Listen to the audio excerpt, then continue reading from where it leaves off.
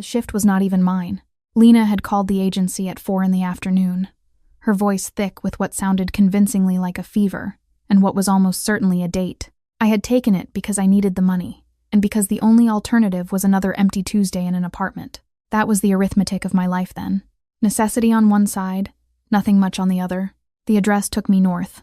The house, compound was the word I would later understand applied to private residences like this one, sat behind iron gates and stone walls, and security cameras positioned at angles that covered everything. 3 minutes to find parking. 2 more to locate the service entrance. Another 4 standing in the kitchen, tray in hand, understanding that I had walked into something I did not have vocabulary for. 4 staff moved through that kitchen in complete silence.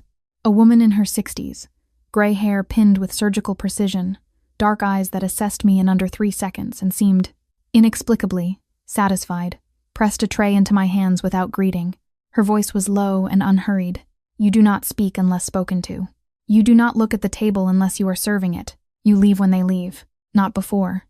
I had worked enough catering to know the difference between events where you dissolved into the wallpaper and events where the room itself made you want to disappear. This was the second kind. The dining room was dark in the way that has nothing to do with the lights. Mahogany paneling, candelabras burning low, a table long enough to seat 12, currently seating 10 men, who occupied their chairs with the particular gravity of people who are never uncertain about where they sit. Crystal silver so old it had gone slightly soft at the edges. The smell of something braised for 6 hours, and underneath it, colder and denser, the specific smell of a room that has held consequential conversations for 30 years. They were speaking Italian. I do not speak Italian. I stood at the sideboard with a bottle of white burgundy and did what I had been told and looked at nothing. Then the door opened. I could not have explained, afterward, what was different about the way he entered. The other men had arrived in pairs before him, and each time the room had gathered a certain energy, coiled, sharpened, pointed toward something. But when he walked through that door, the energy did not gather. It settled, the way everything goes absolutely still, in the seconds before a storm decides itself. Tall, lean, a dark suit that had not been made in any store I had ever been near. Dark hair, a face that was almost beautiful the way certain pieces of architecture are beautiful. Composed, cold, built to remain standing after other things have fallen. He moved to the head of the table without acknowledging anyone, sat down, and the meeting began as though it had been waiting specifically for him to allow it. I refilled glasses when they emptied. I kept my eyes on the wine. 20 minutes in, one of the men, heavy, red-faced, running a different internal temperature than everyone else in the room, began speaking faster. I do not speak Italian, but I understood the shape of it anyway. Someone asking for more time, or for mercy. The man at the head of the table let him finish. Then he said something. 3 words, quietly. The room went absolutely silent. Not the silence of shock, the silence of conclusion. The sound a door makes when it closes on a room you will not re-enter. I set the wine bottle down. I had not realized I was still holding it. I set it on the sideboard and straightened, and thought with absolute crystalline clarity I need to not be in this room. Not panic. Just fact. The way you step back from an open flame, not because you decided to be afraid of fire, but because you are a living thing, and living things move away from what will burn them. I turned and walked toward the door at the far end of the room. Not hurrying, not running, just leaving. The way you leave when the decision is already made, and the decision is the only thing left. Stop running. So low I almost did not hear it. A whisper that crossed 20 feet of charged air and landed directly in my chest. My hand was on the door handle. I did not move. I always find what belongs to me. I turned. He was looking at me from the head of that table, and the 10 men around it were not moving, and his expression had not changed at all. Still that architectural stillness, still that settled storm quality, but his eyes were on me with an attention that felt like being held in place by something that was not touching me. I do not belong to anyone, I said. I do not know where it came from. The kind of sentence that arrives before your better judgment catches up to it. He did not answer. He just looked at me, and somehow the looking was the answer, which was worse than anything he might have said. Much later, I understood more about what that room had been. I also grasped the profound meaning behind his silence. He eventually told me, in his economical way, that I was the first person in 10 years to simply walk away from him. This departure was not defiance or theater. It was just a simple motion. He had not known what to do with that, so he kept me. The woman with the gray hair, Ginevra, I would learn, showed me to a room on the 2nd floor. She brought a glass of water and said nothing and left. The lock caught behind her with a sound like a sentence ending. The room was nicer than my apartment. That was the first thing I thought. which told me something about the state of my apartment, and something I did not want to examine about the state of my life. The room had cream walls and a bed with linen, which likely cost more than a week of shifts. A window overlooked a garden that, in the gray November dark, resembled a painted landscape. I sat on the edge of the bed and did not sleep, and thought about the specific shape of the mistake I had made by taking Lena's shift. By morning, I had mapped it fairly clearly. Not the whole picture, because I did not have enough pieces yet, but the outline. I had witnessed something I should not have in a room belonging to someone who did not tolerate witnesses. The red-faced man who had been pleading, the silence that had followed 3 Italian words. I did not want to know what had happened to him after the dining room emptied. I had grown up understanding that some knowledge is a liability. My mother had taught me that mostly by demonstrating the consequences of knowing too much about the wrong people. She died when I was 9 years old, and all the knowledge she possessed vanished with her. Whatever my father had known, which took him away at age 12, disappeared into a story I was never given access to.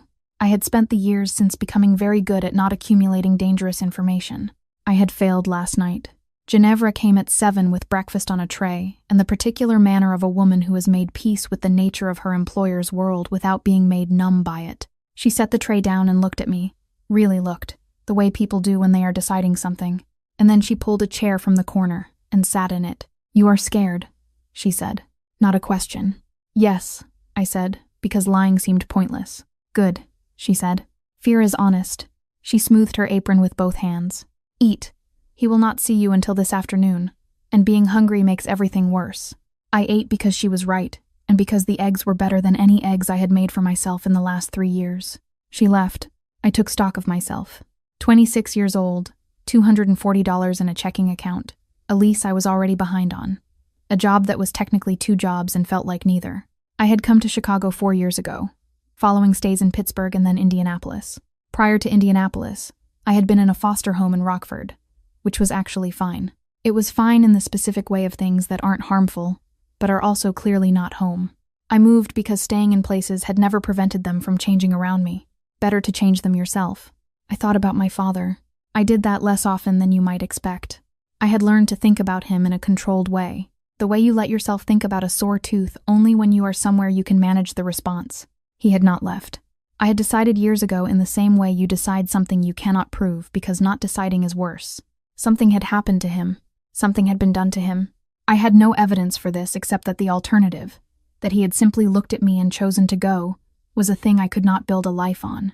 I did not know yet how precisely correct I was. He came that afternoon. I had been standing at the window watching the garden, which in daylight resolved into something real. Bare-branched oaks, a stone path, iron benches, and I heard the door open and turned. And he was there.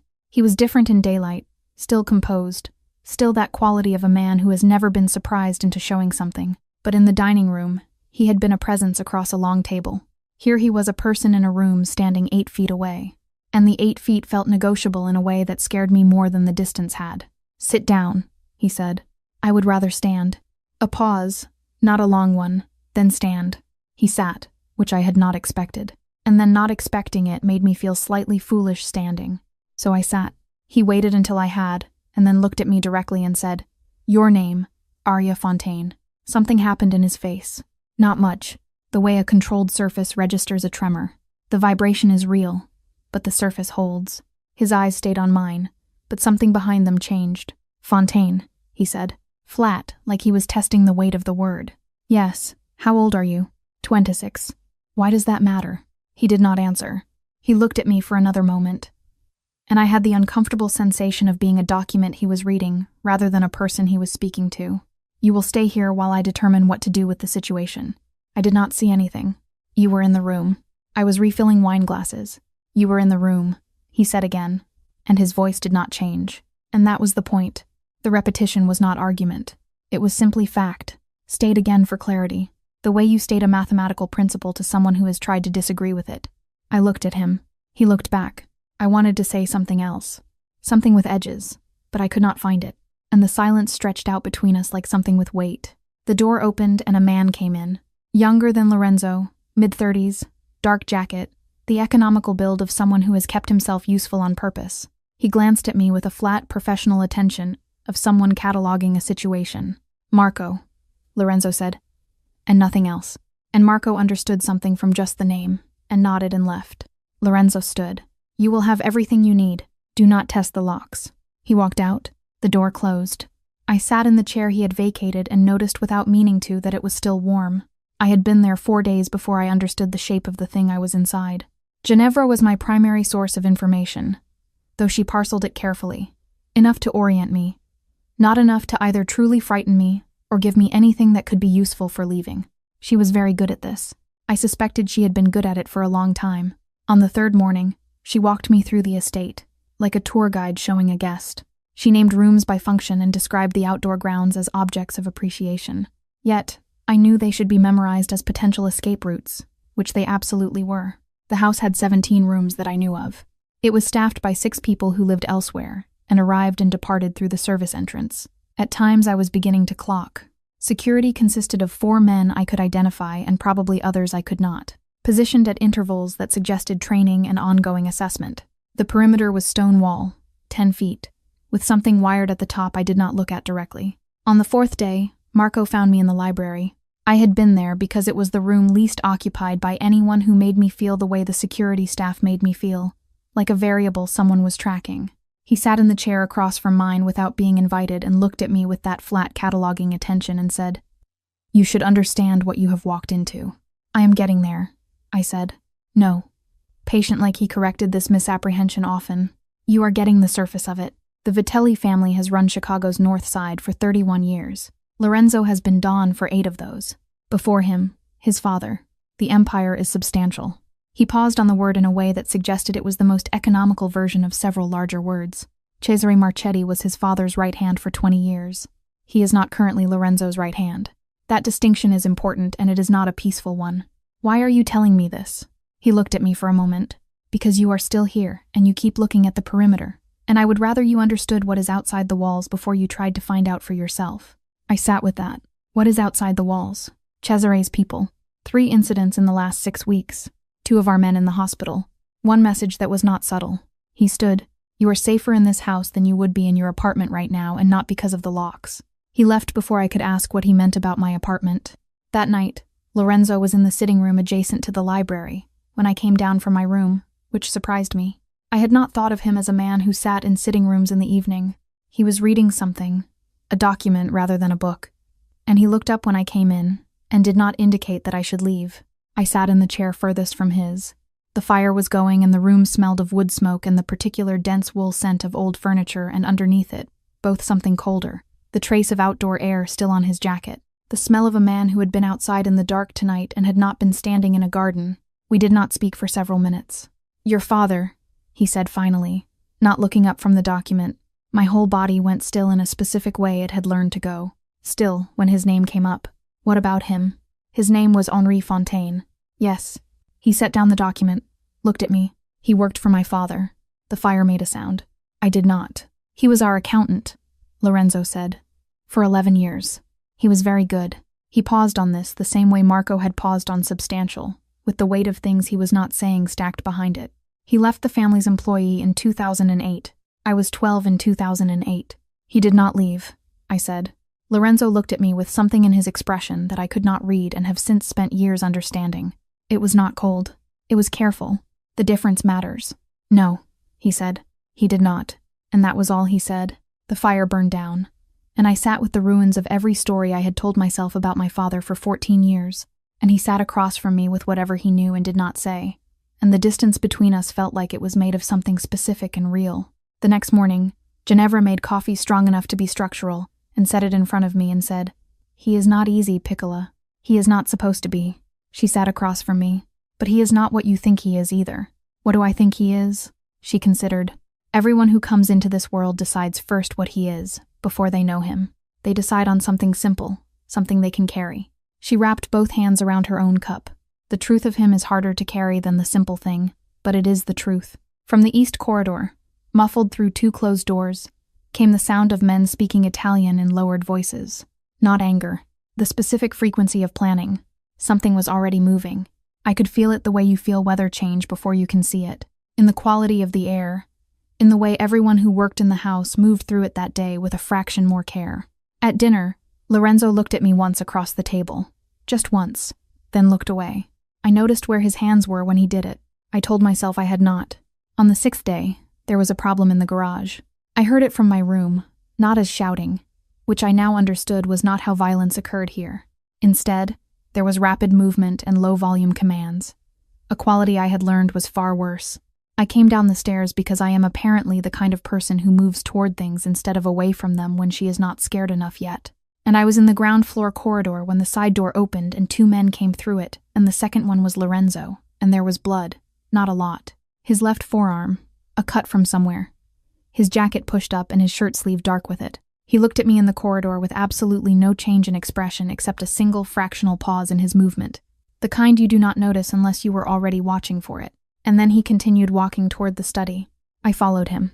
He did not tell me to leave. He sat at the desk and pressed a cloth to his arm, and I stood in the doorway and looked at the room, bookshelves floor to ceiling, a desk that had been there before he was born, the particular smell of old paper and something mineral underneath it, cold stone and metal, a room that meant something.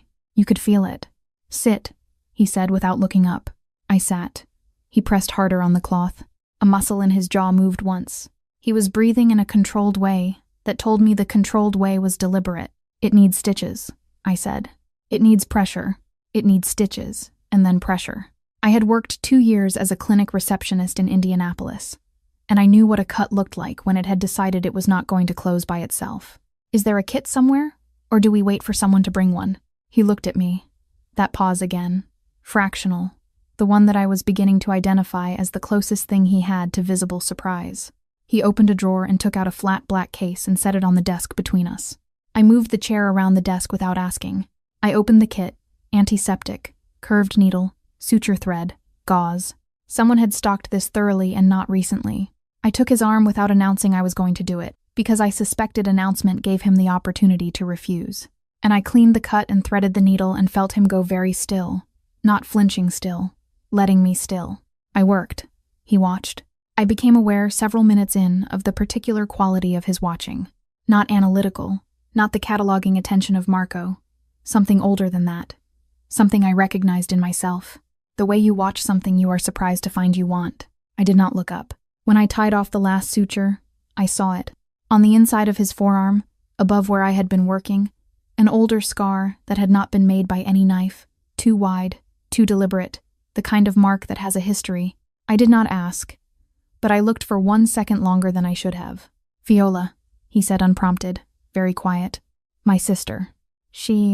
There was a time when she needed someone to hold on to. He stopped there, the sentence complete in a way that was not grammatically complete. I let her. I did not say anything. There was nothing to say that would not cost him something to receive. She has been gone for 6 years, he said. I set the needle down.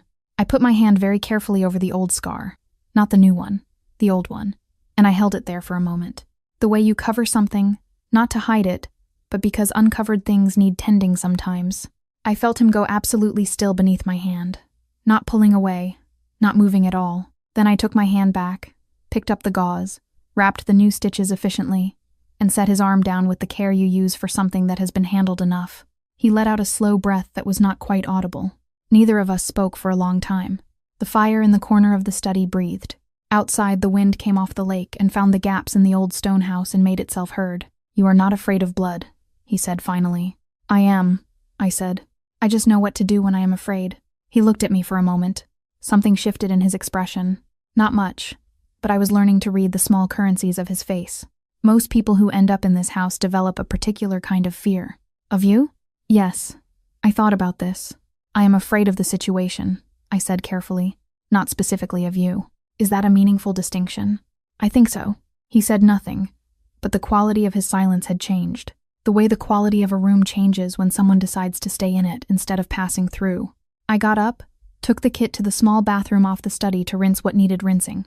When I returned, he stood at the window, arm at his side, gazing at the dark garden. He had the look of a man who often stood alone in that room, familiar with its solitude. It was a comfort akin to the particular shape and nature of one's own grief. I went to the door. Thank you, he said, still facing the window. The words like they cost him something, but not so much that he would not pay it. You are welcome, I said, and I meant it simply, which felt like the strangest thing I had said in days. On the 9th day, the FBI came. Not to the estate, to me. A phone call first from a number I had been ignoring for 3 weeks, to a phone I had stopped keeping charged because I was avoiding a different conversation entirely. I found it in my jacket pocket after Ginevra returned my jacket from the house laundry. The device had 22% battery and 7 missed calls from a 312 area code. There was also 1 voicemail, which I played with my thumb over the speaker to keep the volume low. "Miss Fontaine, this is Agent Correa. We have spoken before. I understand you may be in a complicated situation right now. Please be aware that the offer we discussed remains on the table. Call me." I sat on the edge of the bed and held the phone and thought about how uncomplicated my life had been in its own way 3 weeks ago.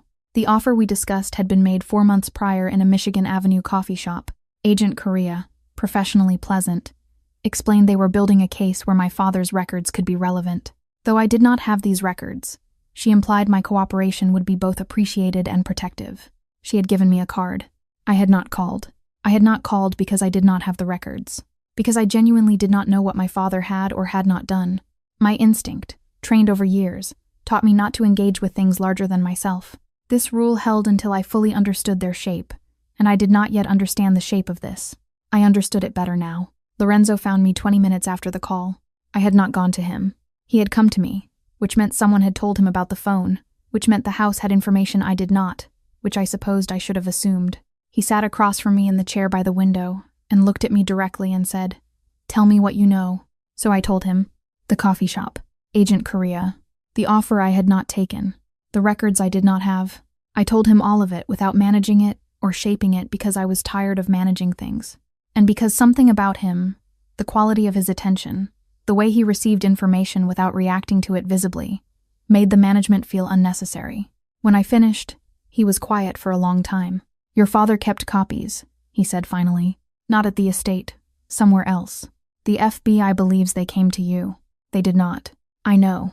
He said it with the certainty of someone who had already established this. "He was protecting you. He did not leave you anything that would make you a liability." A pause.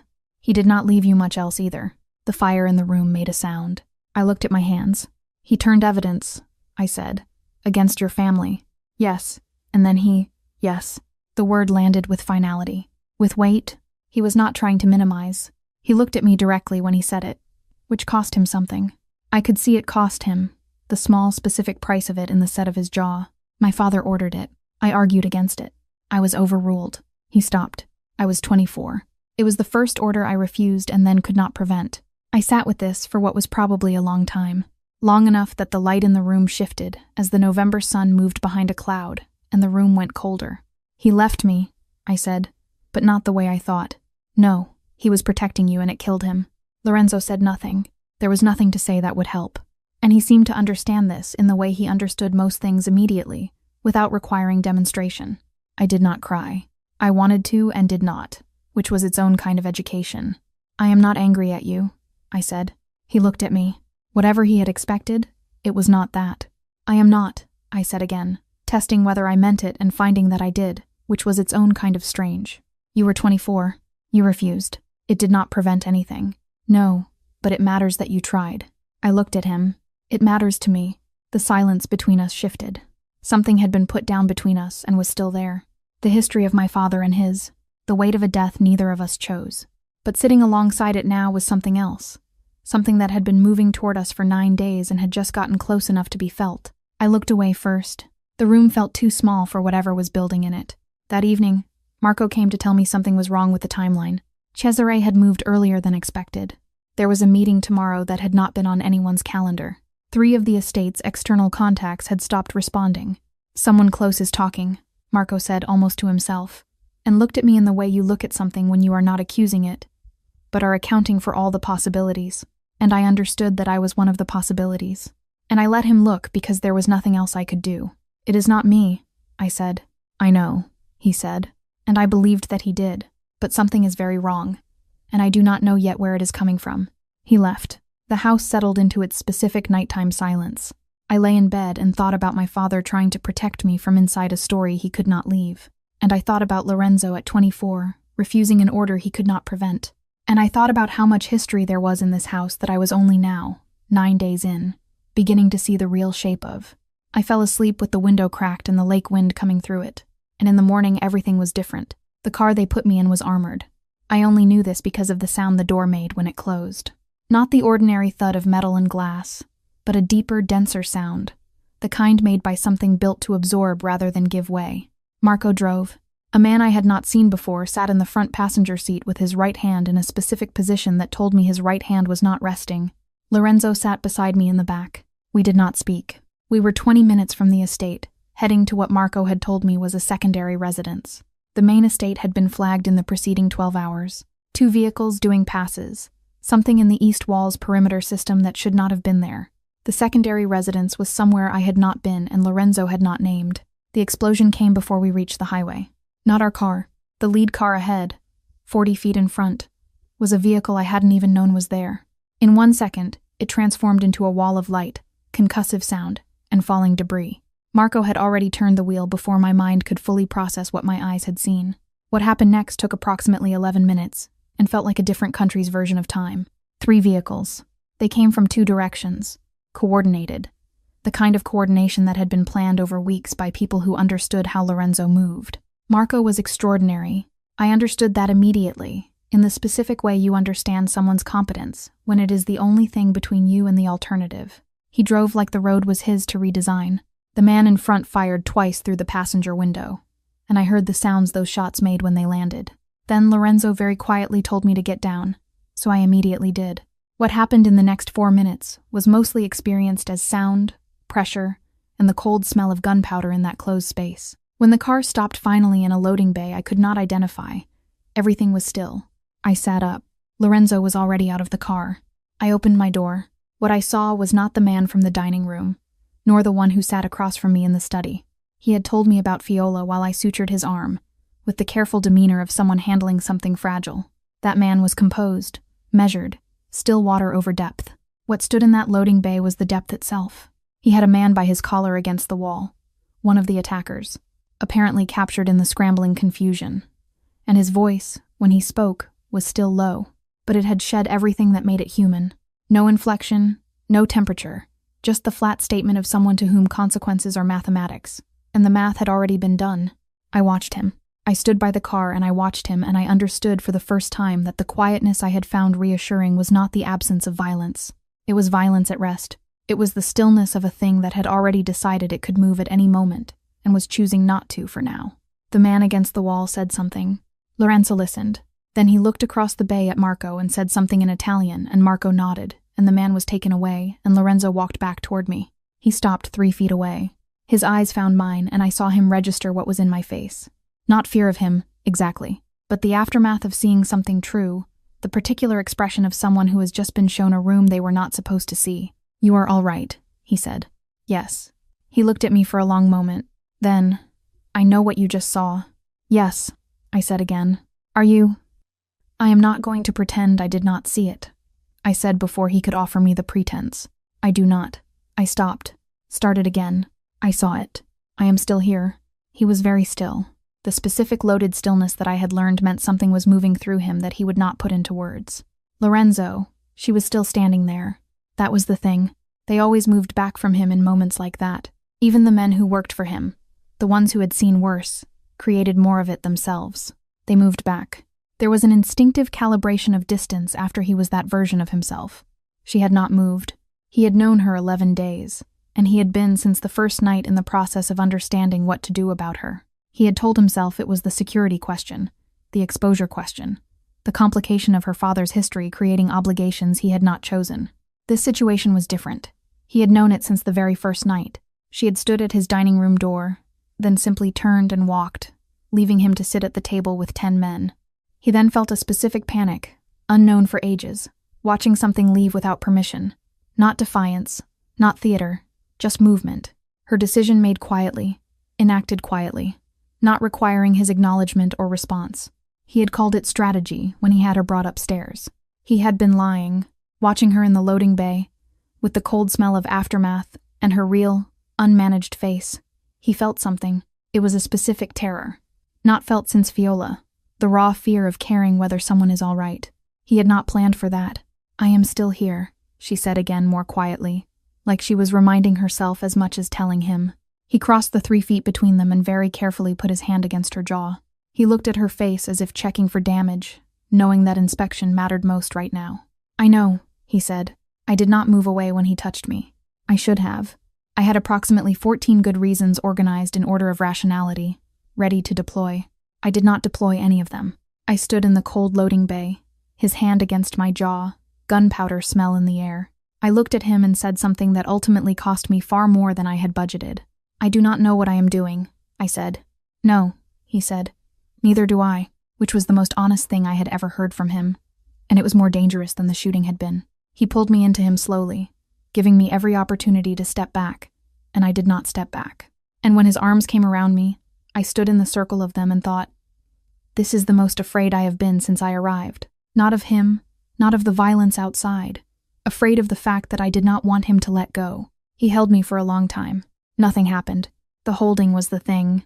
Later in the car, Marco said, "Cesare has declared." Lorenzo said nothing. "It is not coming anymore," Marco said. "It is here." The estate was relocated. Not the building, the operation, the staff, the rhythms of how the Vitelli family functioned day to day. We moved to a different property, a townhouse in the Gold Coast that had the feeling of being lived in for this purpose specifically. Every room functional, and none of them warm. I missed Ginevra's kitchen. I missed the garden I had never once gone outside to sit in. Marco was shot on a Tuesday. He was not supposed to be at the exchange point. He had gone because one of the younger men had hesitated. I learned this afterward in pieces from Ginevra, who knew because she knew everything. And Marco had taken the position instead, because that was the particular way he was loyal. He substituted himself for people he was responsible for without announcement or ceremony. The bullet took him in the shoulder. He survived. When they brought him in, I saw him on the Gold Coast townhouse couch. His jacket was cut away, and Ginevra efficiently pressed a cloth to his wound, clearly having done this before. I then understood how deeply attached I had become without truly noticing it. I had been watching him for 2 weeks. The dry humor deployed at careful intervals to keep rooms livable. The way he spoke to the younger men, not warmly, but with a kind of sustained seriousness that was its own form of care. The way he had looked at me and told me the truth about Cesare when he did not have to, and had done it as a form of respect. I sat beside him while Ginevra worked, and I held his hand because I did not know what else to offer. And he looked at me with considerable surprise and said, "You do not have to do that." "I know," I said. He was quiet for a moment. "You have gotten good at saying that." "Saying what?" "I know, like it is enough." He winced as Ginevra pressed harder. "It usually is enough. That is the surprising part." Lorenzo was not in the room. Lorenzo was in the other room. The quality of sound shifted from low voices to quiet. Then, a specific silence suggested a decision had been made, meaning events had entered a new phase. When he came in, he looked at Marco on the couch, and something crossed his face that he did not manage in time. A fraction of an instant. The particular expression of a man who is looking at someone he cannot afford to lose, and is doing the mathematics of what that means. Then he looked at me. I was still holding Marco's hand. I watched Lorenzo see this and file it somewhere. "We need you upstairs," he told me. "I am staying here." A pause. Not the kind that preceded argument. The kind that preceded acceptance. 5 minutes, he said. I stayed for 20. Then Ginevra took my chair and I went upstairs. The war. That was what it was. Officially now in the word's plainest sense, was not the chaos I had imagined violence to be. It was organized. It had schedules. It had the quality of a problem being solved by people who were very good at solving problems and were applying that competence to the elimination of other people. And the gap between those two facts was something I was learning to sit inside without it destroying me. I made a mistake that afternoon, a significant one. Elio, Ginevra's son, drove supply runs and had developed a habit of checking in on me. His friendliness was reassuring, and he asked which room Lorenzo was working from that afternoon. I told him. I do not know why I told him. He had a face that invited the casual sharing of information, a manner that felt like background noise. And I was tired and worried about Marco and not thinking about what information cost. I said it without considering it. 3 hours later, Lorenzo walked into that room and found it had been compromised. A device behind the bookshelf, the kind so small it almost required knowing where to look. He found it immediately, being the kind of man who reflexively scanned rooms. He held it in his palm, looked at it, then met my gaze in the doorway where I had followed him up. And I watched him understand something. He did not ask me in that moment. He just looked. I did not know, I said. I know you did not. No anger in his voice. Flat, terribly controlled. Go back downstairs. Lorenzo, please. Go, he said. I went downstairs. Ginevra was in the kitchen. I sat at the table and she put tea in front of me without being asked and did not say anything. And I thought about Elio, his friendliness, the way I had been grateful for it, the specific stupidity of needing someone to be kind to you so badly that you answer their questions without thinking. I thought I have been careless with something that was not mine to be careless with. I thought I need to say this to him. I thought he already knows, and that is somehow worse. They separated us that night. I was moved to a different floor, a different room with a different lock. It was not because I was suspected.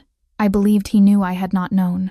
However, I had become a vector they didn't understand, requiring containment in his world until fully mapped. The new room had a window that faced a different direction. I sat on the bed, thinking about all I had put at risk with just one careless sentence.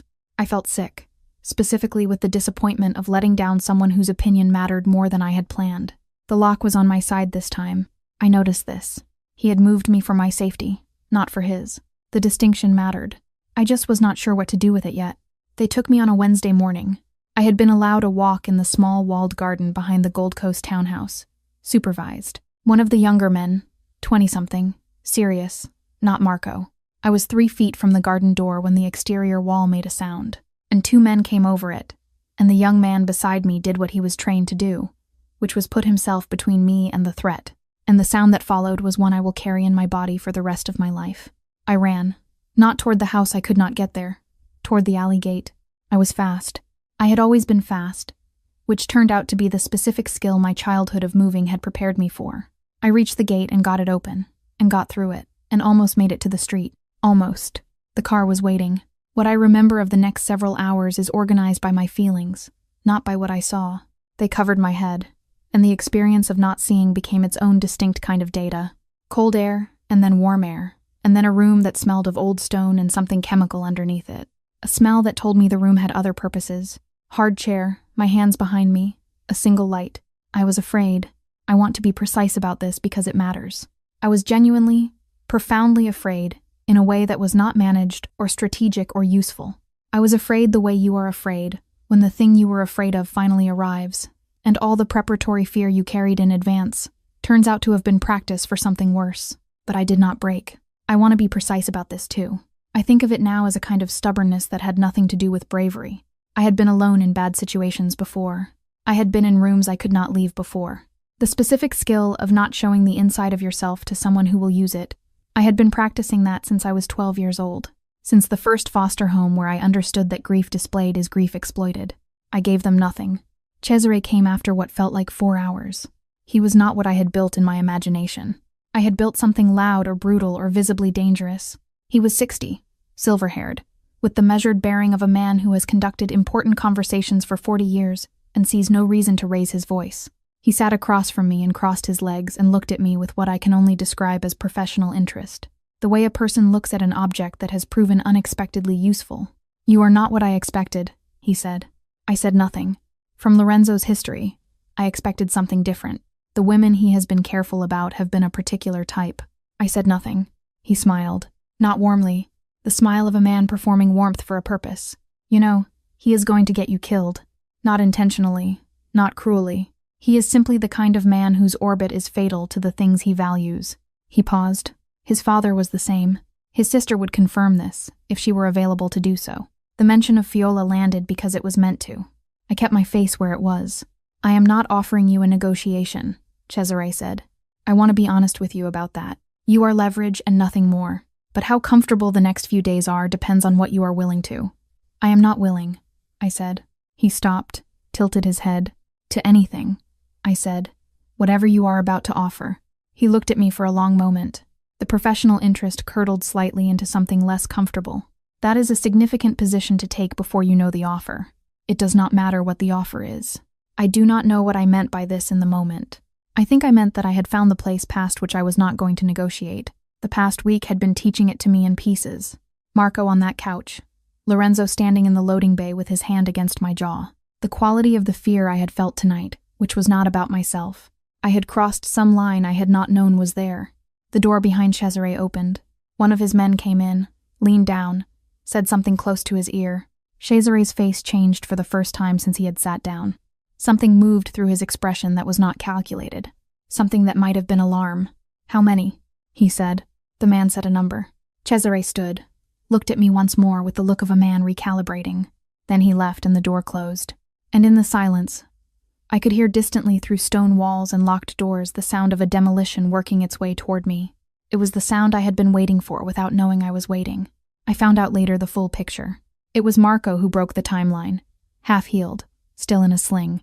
Marco who had reconstructed the supply chain backwards and found Alio's name in a location it should not have been in a timestamp that should not have existed.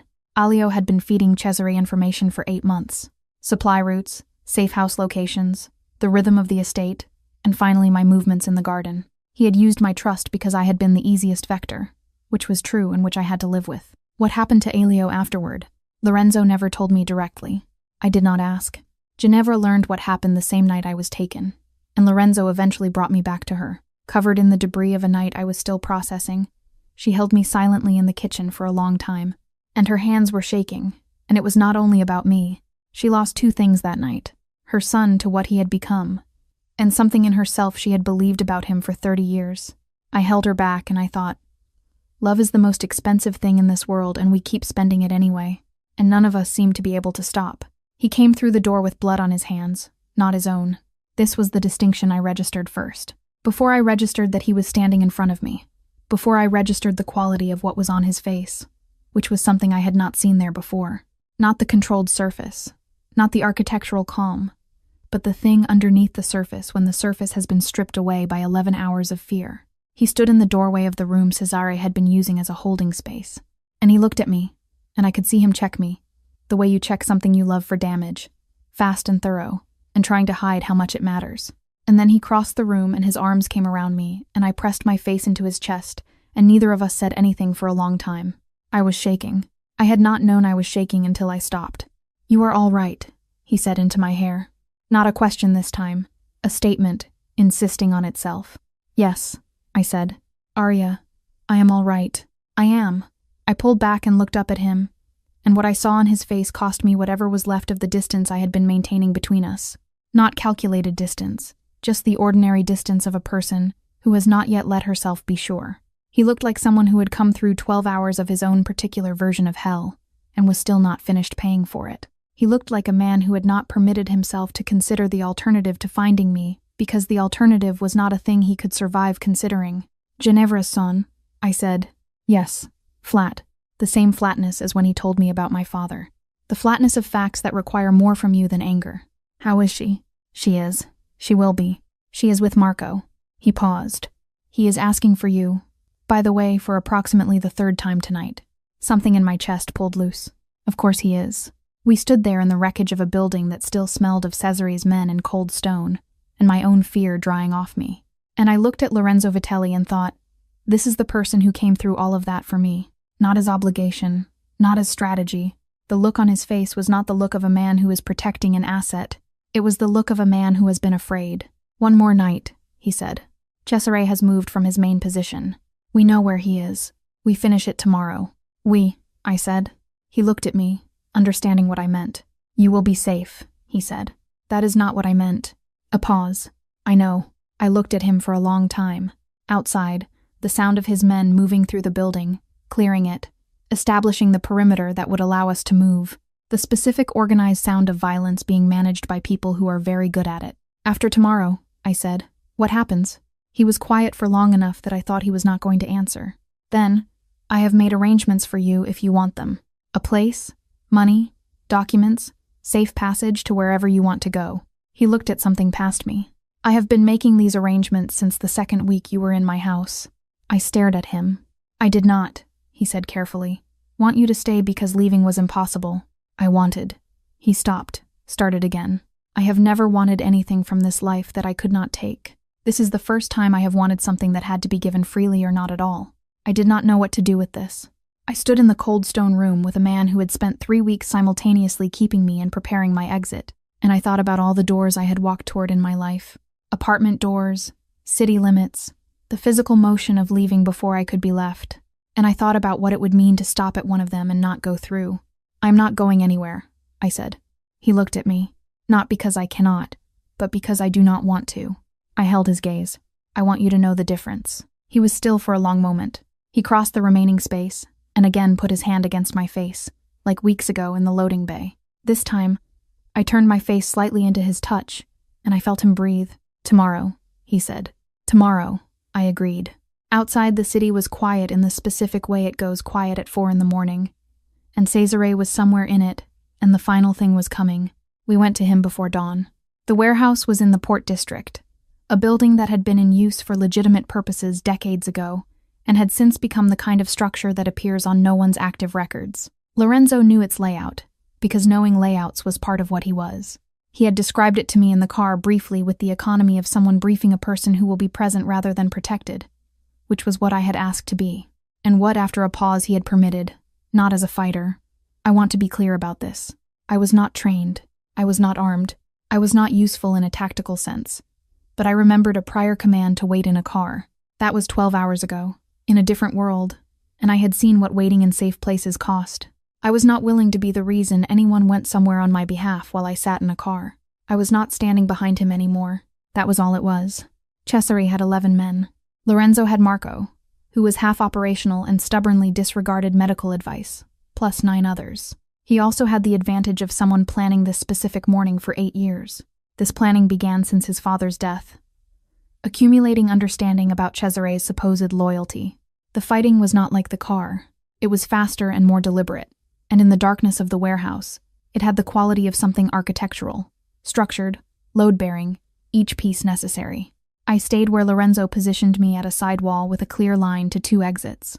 I watched it happen and did not look away because I had decided at some point, I think it was in Cesare's holding room, hours before Lorenzo found me, that I resolved to see this clearly or not at all. Cesare was the last. He came out of the far corner with a composure that was almost admirable. He displayed the composure of a man who understood since 4 a.m. how this morning would specifically end. He had already made peace with that outcome before the rest of us even woke up. He looked at Lorenzo across the cleared concrete floor, and there was something in his expression that was almost relief. "You are more your father's son than you know," Cesare said. Lorenzo looked at him. He said nothing. He made hard choices, too. The accountant and other things. Cesare paused. "You hated him for it, and then you became it." "No," Lorenzo said. One word, quiet and final. "You are standing here, are you not? I am standing here because you put her in a chair in a stone room. Not because of territory, not because of power." He looked at Cesare with absolute clarity. "That is the difference between us." Cesare looked at me. The professional assessment again, one last time. "Is it?" he said. And then it was over. Not the way I will describe here, because some things do not need documentation to be real. Cesare was removed from the world's accounting by the man he had spent 7 years trying to replace. And the warehouse went quiet, and the dawnlight came through the high windows and made everything gray and specific and final. Marco sat down on a crate because he had been standing on an injured shoulder for 4 hours, and his body had finally submitted a formal complaint. Ginevra was not there. She was back at the Gold Coast house in the kitchen, which was where she dealt with the world. But I thought of her anyway. Lorenzo stood in the center of the floor and looked at the space where Cesare had been, and I went to him, not because he showed me that he needed me to, but because I had learned to read the things he did not show. I stood beside him. I did not touch him. I was just there. After a while, he said, "It is over." Yes, it was.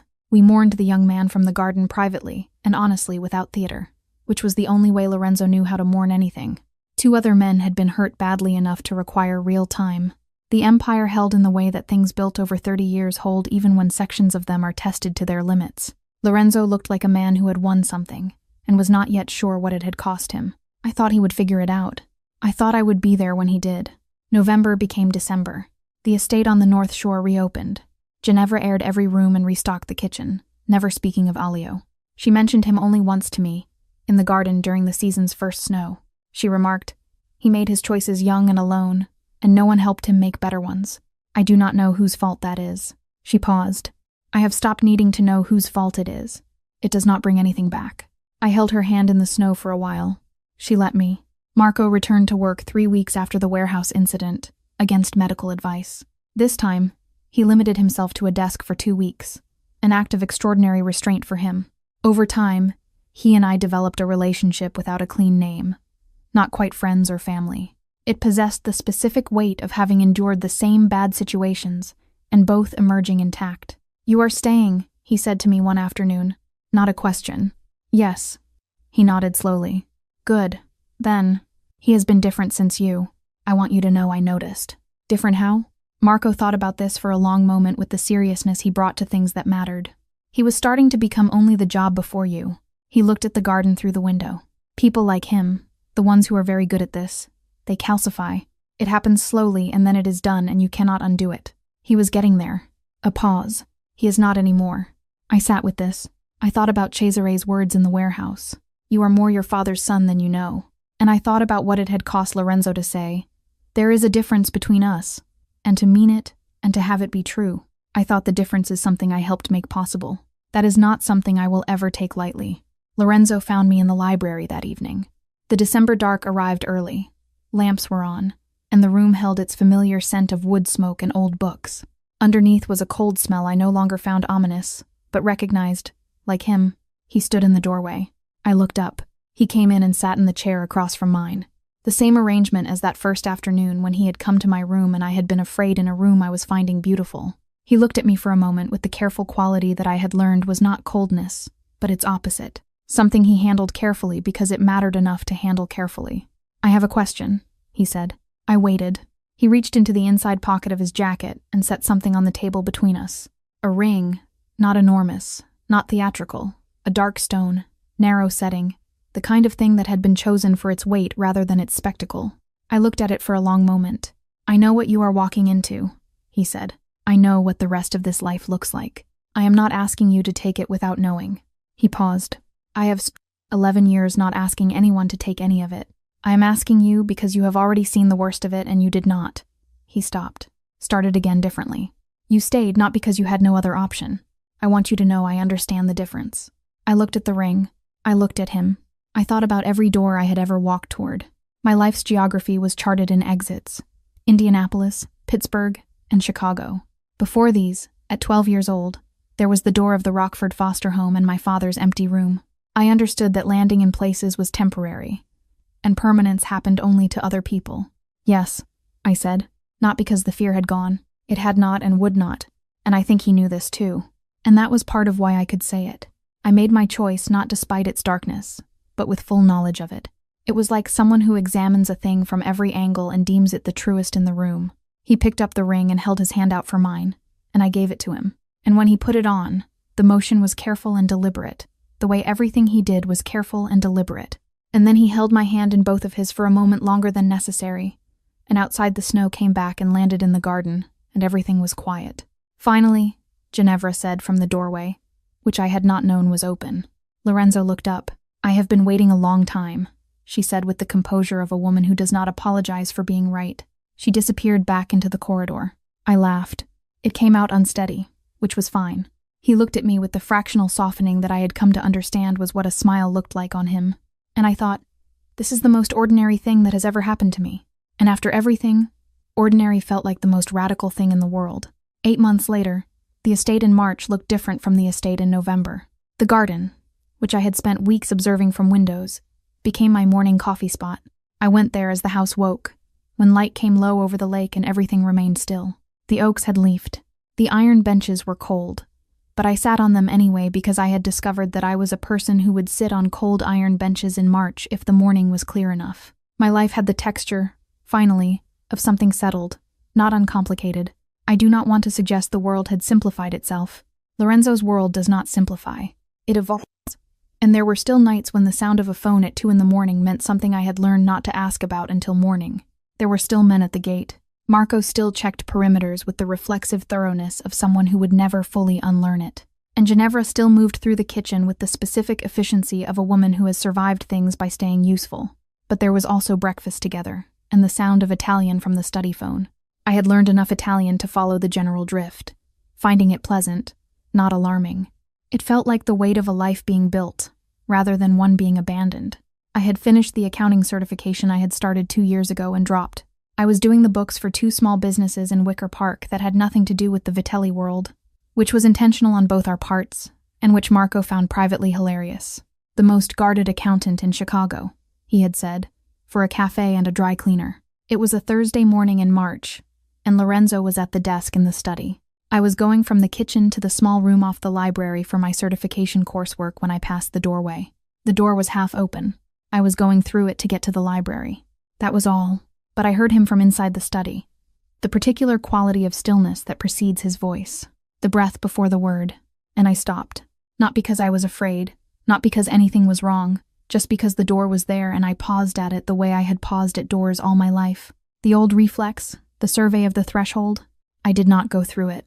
I stood for a moment, hand not quite on the frame, and then I turned back toward the kitchen to get more coffee, because I had decided the coursework could wait, and coffee could not.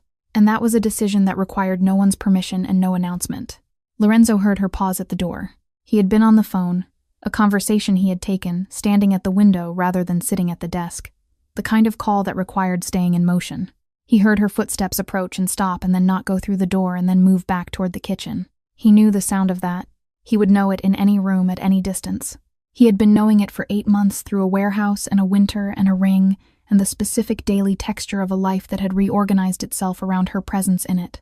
She still paused at doors before passing through, making a quiet internal calculation.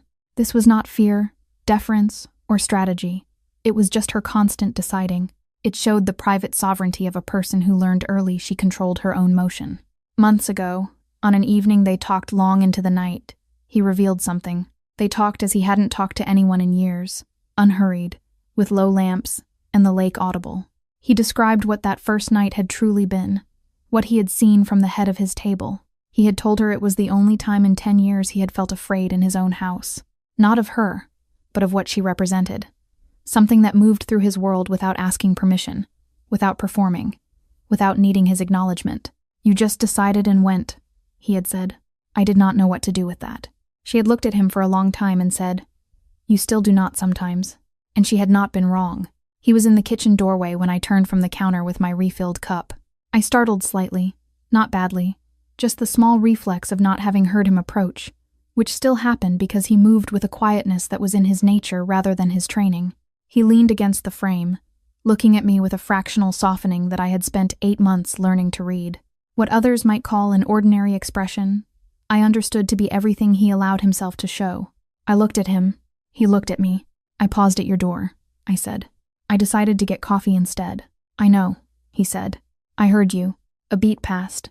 Then he crossed to me and took the coffee from my hands. He set it on the counter, then looked at me from a short distance. He still sometimes chose not to close that gap immediately, just as he maintained small distances at the beginning. Deliberate, giving me room. Even now, even after everything. And he said, It still does it. Does what? He was quiet for a moment. Then, every time. I understood what he meant.